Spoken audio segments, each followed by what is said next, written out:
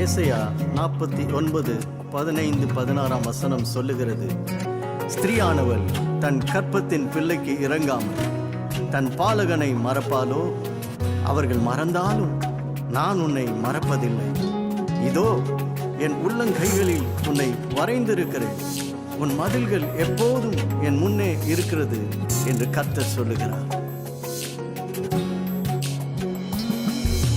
தாயானவள் கற்பத்தின் பிள்ளையை மறந்தாலும் நீர் என்னை மறப்பதில்லை. தாயானவள் கற்பத்தின் பிள்ளையை மறந்தாலும் நான் உன்னை மறப்பதில்லை. மறந்திடனே மறந்திடனே உள்ளங்கையிலே வரைந்து உள்ளே. மறந்திடனே மறந்திடனே உன் மதில்கள் எப்போதும் என் முன்னே. தாயானவள் கற்பத்தின் பிள்ளையை மறந்தாலும் நீர் என்னை மறப்பதில்லை.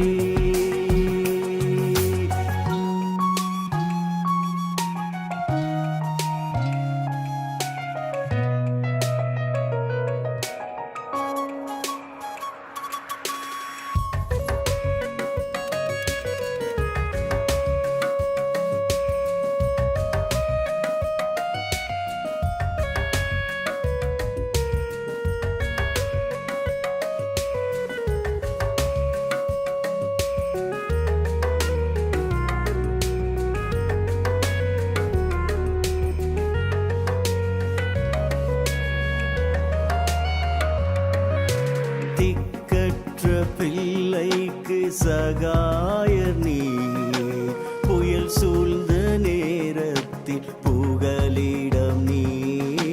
திக்கற்ற பிள்ளைக்கு சகாயர் நீ, புயல் சூழ்ந்த நேரத்தில் புகலிடம் நீ. யார் என்னை மறந்தாலும் மறவாதவர், யார் என்னை வெறுத்தாலும் வெறுக்காதவர். யார் என்னை மறந்தாலும் மறவாதவர், யார் என்னை வெறுத்தாலும் வெறுக்காதவர். மறந்திடனே மறந்திடனே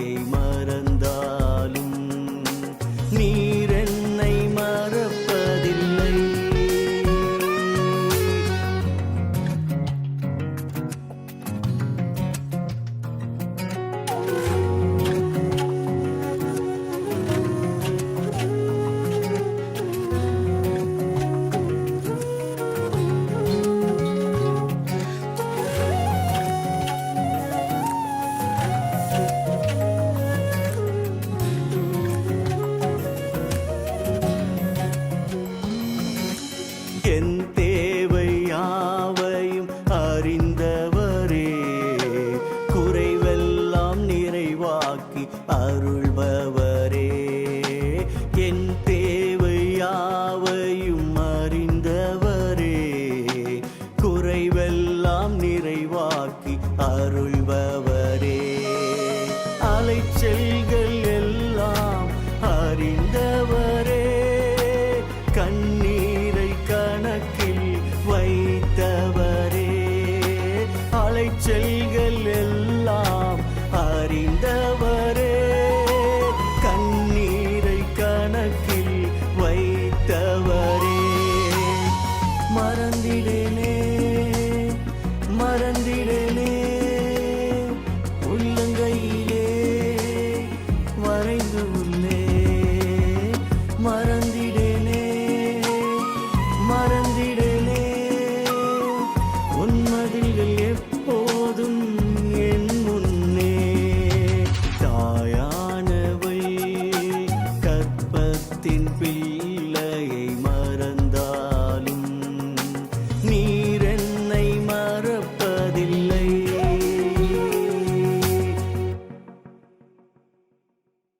கர்த்தருடைய பரிசுத்த நாமத்துக்கு மகிமை உண்டாவதாக.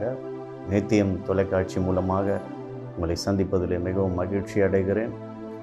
பிளஸட் லைஃப் மினிஸ்ட்ரி மூலமாக தேவனுடைய வார்த்தை உங்கள் மத்தியிலே பகிர்வதை குறித்து மிகவும் சந்தோஷம் அடைகிறேன்.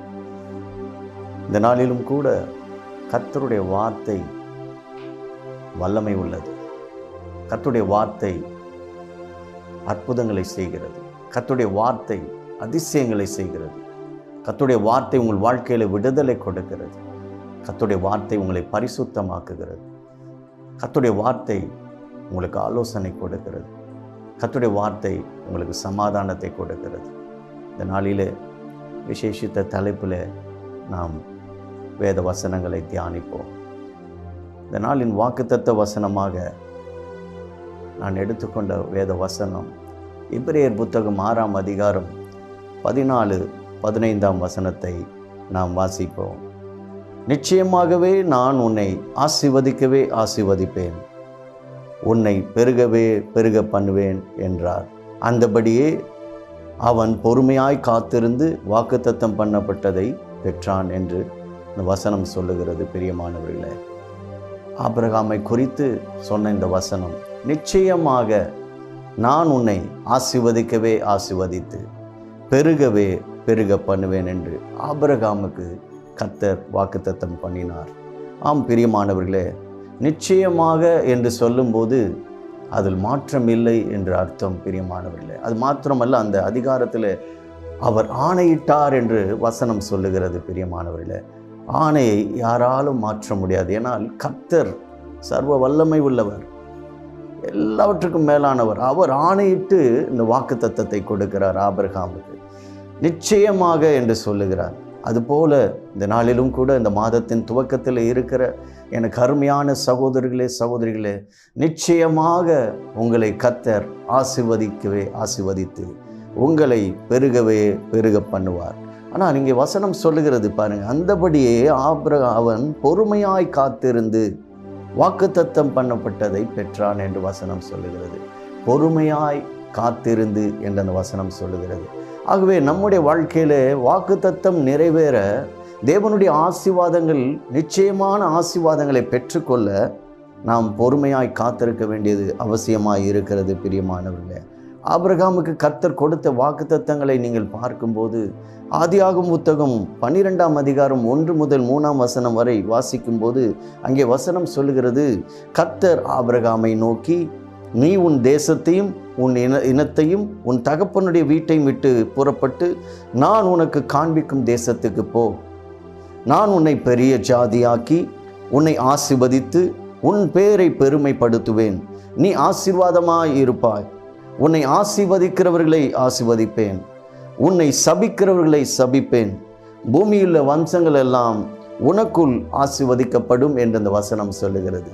ஆம் பிரியமானவர்களே, இங்கே கர்த்தர் 1ஆம் வசனத்தில் சொல்லுகிறார், நீ உன் தேசத்தையும் இனத்தையும் உன் தகப்பனுடைய வீட்டையும் விட்டு புறப்பட்டு நான் உனக்கு காண்பிக்கும் தேசத்துக்கு போ என்று இந்த வசனம் சொல்லுகிறது. தேவனுடைய சித்தம் ஆபிரகாமுடைய வாழ்க்கையில் இருந்தது பிரியமானவர்களே. ஆகவே தான் உன் இனத்தையும் உன் தேசத்தையும் உன் தகப்பன் வீட்டையும் விட்டு புறப்பட்டு போ, நான் காண்பிக்கும் தேசத்துக்கு போ என்று சொல்லுகிறார். எனக்கு அருமையானவர்களே, கர்த்தருடைய தெரிந்து கொள்ளுதலை பாருங்கள். அங்கே வாக்குத்தத்தங்களை அவர் சொல்லுகிறார், நான் உன்னை பெரிய சாதியாக்கி.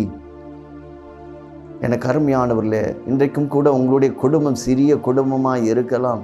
கர்த்தர் உங்களை ஆசீர்வதித்து பெருக செய்வார். அங்கே இரண்டாம் காரியம் கர்த்தர் சொல்லுகிறார், உன்னை ஆசீர்வதித்து என்று சொல்லுகிறார். அது மாத்திரமல்ல, உன் பெயரை பெருமைப்படுத்துவேன். இன்றைக்கு சமுதாயத்தில் நீங்கள் ஒடுக்கப்பட்டு இருக்கலாம், நிந்திக்கப்பட்டு இருக்கலாம், உங்களுடைய குடும்பத்தின் பெயர் அவமாய் போயிருக்கலாம். ஆனால் தேவன் சொல்லுகிறார், உன் பெயரை பெருமைப்படுத்துவேன் என்று சொல்லுகிறார். அது மாத்திரமல்ல, நீ ஆசீர்வாதமாய் இருப்பாய் என்று கர்த்தர் சொல்லுகிறார்.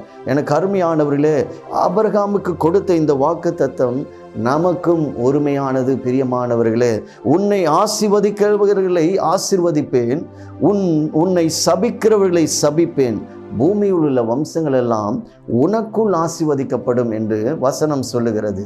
ஆகவே பிரியமானவர்களே, இந்த வாக்குத்தத்த வசனங்கள் நமக்கும் உரிமையானது. பிரியமானவர்களே, எனக்கு அருமையானவர்களே, கலாத்தியர் 3ஆம் அதிகாரம் 29ஆம் வசனம் சொல்லுகிறது, நீங்கள் கிறிஸ்துவனுடையவர்களானால் ஆபிரகாமின் சந்ததியாரும் வாக்குத்தத்தத்தின்படி சுதந்திரருமாயும் இருக்கிறீர்கள் என்று வசனம் சொல்லுகிறது. ஆம் பிரியமானவர்களே, நீங்கள் கிறிஸ்துவனுடையவர்களானால் நீங்களும் ஆபிரகாமுக்கு கொடுத்த அந்த வாக்குத்தத்தத்துக்கு சுதந்திரவாளியாய் இருக்கிறீர்கள். கலாத்தியர் 4:28 பார்க்கிறோம், சகோதரரே, நாம் ஈசாக்கை போல வாக்குத்தத்தத்தின் பிள்ளைகளாய் இருக்கிறோம் என்று வசனம் சொல்லுகிறது. பிரியமானவர்களே, ஆம் பிரியமானவர்களே, இந்த வசனத்தை நாம் படிக்கும்போது கர்த்தர் நம்மோடு கூட பேசுகிற காரியமாய் இருக்கிறது. நாம் ஆசீர்வாதங்களை சுதந்திரிக்க கர்த்தர் அழைத்திருக்கிறார். இன்றைக்கும் கூட உங்களுடைய வாழ்க்கையில் ஆசீர்வாதமே இல்லை என்று நினைக்கிறீர்களா? அநேக பொருளாதார காரியங்களிலே, அநேக நெருக்கடியிலே நீங்கள் இருக்கிறீர்களா? தேவன் சொல்லுகிறார், நான் உங்களை ஆசீர்வதிக்கவே ஆசீர்வதிப்பேன் நிச்சயமாக என்று சொல்லுகிறார். ஆம் பிரியமானவர்களே, எபிரேயர் 6ஆம் அதிகாரம் 7-8ஆம் வசனம் சொல்லுகிறது, எப்படி எனில் தன்மேல் அடிக்கடி பெய்கிற மழையை குடித்து தன்னிடத்தில் பயிரிடுவதற்கு ஏற்ற பயிரை முளைப்பிக்கும் நிலமானது தேவனால் ஆசீர்வதிக்கப்படும் என்று இந்த வசனம் சொல்லுகிறது. ஆம் பிரியமானவர்களே, இங்கே சொல்லிவிட்டு தான் அவர் ஆபிரகாமை குறித்து உதாரணமாக அங்கே வசனத்தில் கர்த்தர் சொல்லுகிறார். இங்கே நாம் பார்க்கிறோம், பயிரிடுவதற்கு ஏற்ற பயிரை முளைப்பிக்கும் நிலமானது தேவனாலே ஆசீர்வதிக்கப்படும். ஆம் பிரியமானவர்களே, கர்த்தருக்கேற்ற வழிகளிலே நீங்கள் நடக்கும்போது, கர்த்தருக்கு உங்களை வாழ்க்கையை ஒப்புக் கொடுக்கும்போது, நீங்கள் நிச்சயமாய் ஆபிரகாமுக்குரிய சகல ஆசீர்வாதங்களையும் பெற்றுக்கொள்வீர்கள். ஆனால் இங்கே வசனம் சொல்லுகிறது, முட்செடிகளையும் முள்பூண்டுகளையும் முளைப்பிக்கிற நிலமும் தகாததாயும் சபிக்கப்படுகிறதாயும் இருக்கிறது, சுட்டரிக்கப்படுவதே அதன் முடிவு என்று வசனம் சொல்லுகிறது. உங்களுடைய வாழ்க்கை எப்படி இருக்கிறது? கர்த்தருக்கேற்ற பலன் கொடுக்கிற நிலமாய் நீங்கள் இருக்கிறீர்களா பிரியமானவர்களே? அல்லது உங்களுடைய வாழ்க்கையில் முட்செடிகள் நிறைந்ததாய் முட்பூண்டுகள் முளைப்பிக்கிறதா இருக்கிறதா? பிரியமானவர்களே, தீர்மானம் பண்ணுங்கள். இன்றைக்கு கர்த்தர் உங்களை ஆசீர்வதிக்க விரும்புகிறார். இந்த வருடத்தில் 8ஆம் மாதத்தில் நாம் இருக்கிறோம். 8ஆம் மாதம் 8 என்பது வேதத்தின் அடிப்படையில் புதிய துவக்கம் என்ற அர்த்தம். பிரியமானவர்களே, இன்றைக்கு உங்களுடைய வாழ்க்கையில் புதிய துவக்கத்தை பெற்றுக்கொள்ள போகிறீர்கள்.